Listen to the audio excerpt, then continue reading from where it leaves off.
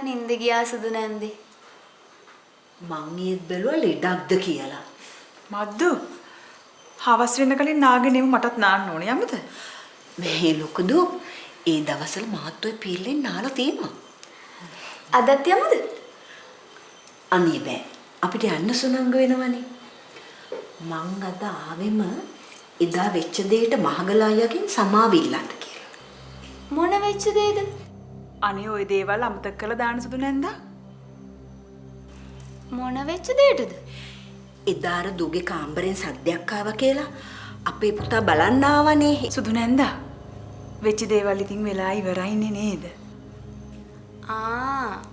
එදා අර හැරි අයියා මාව බලන්න ආව කියලා අක්කා හැරි අයියට ගහපු එකද? ඒකනේ. අපේ අක්කා කොහොමත් නපුරුයිනේ.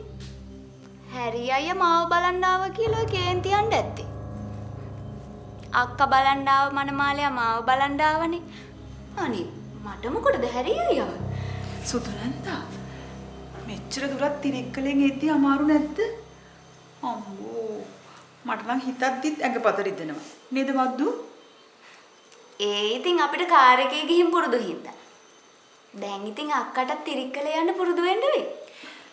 මේ මද්දු දුව කාමරයට දාලා දොර ලොක් කරලාලු.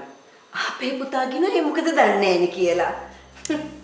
ඒ මෙයාගේ හැටි. මෙයා මේ මාව කාමරයට දාලා දොර වහනවා.